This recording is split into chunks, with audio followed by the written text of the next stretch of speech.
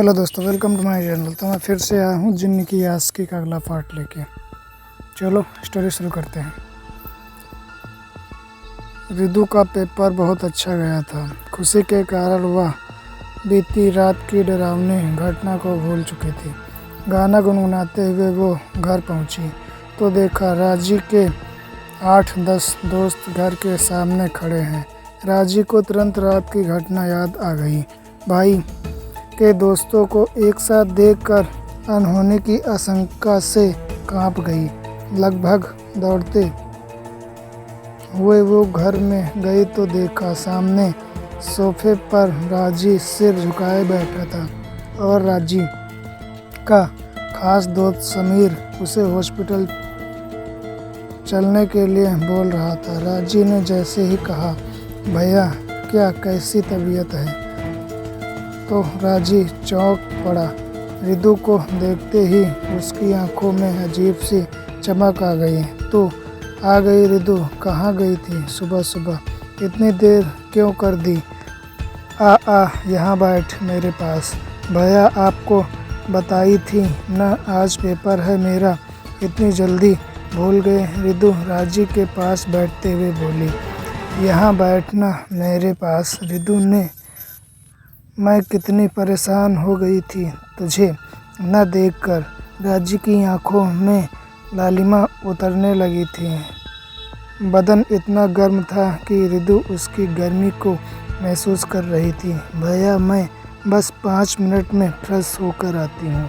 अपने नाश्ता किया? रिदु बोलते हुए जैसे ही उठी, राजी ने उसका हाथ पकड़ते हुए कहा, जल्दी आना रिदु, तेरे साथ ही नाश्ता करूँगा। तब तक वहाँ रिदु के पापा आ गए। उन्होंने रिदु से कहा, जा बेटा जल्दी से फ्रेश हो जा, तुझे भी भूख लगी होगी। इसने सुबह से कुछ नहीं खाया।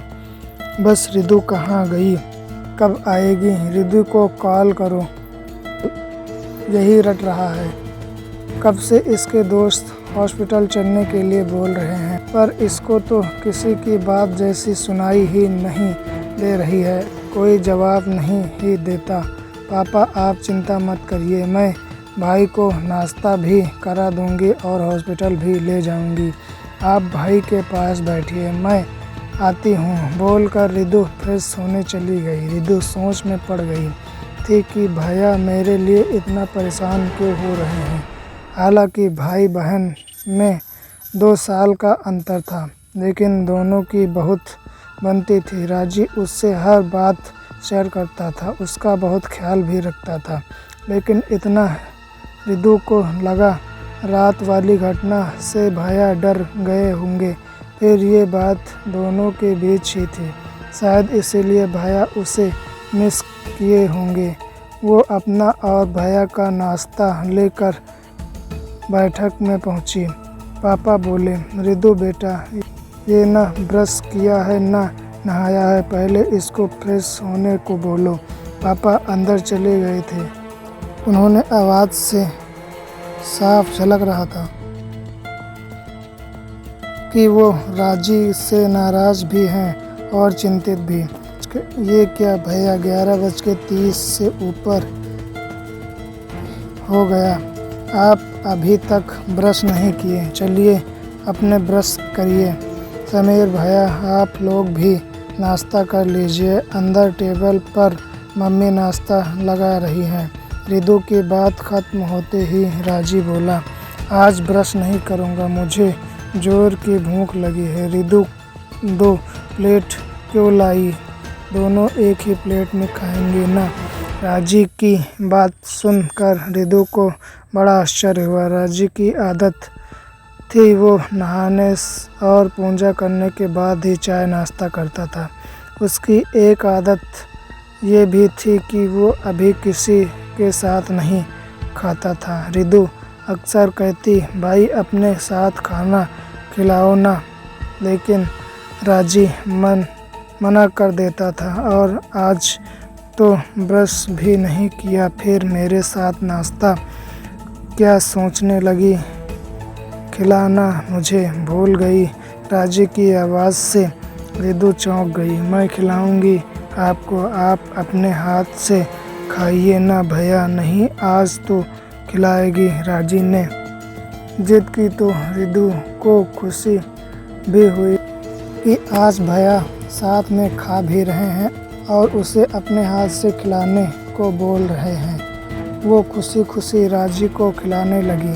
राजी खाते खाते रिदु को एकटक देखने लगा। आंखें रात की तरह सुर्ख लाल और बड़ी बड़ी हो गई थी। रिदु महसूस कर रही कि जितनी बार राजी से नज़र मिलती थी उससे अजीब सा लगता।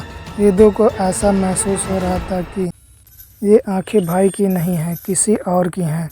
जल्दी से नाश्ता खत्म कर रिदु जैसे ही प्लेट रखने के लिए उठी, राजी ने पलक लपक कर उसका हाथ पकड़ लिया। रिदु कहाँ जा रही है? बेचैन सी आवाज़ में राजी ने पूछा। भैया प्लेट अंदर रख।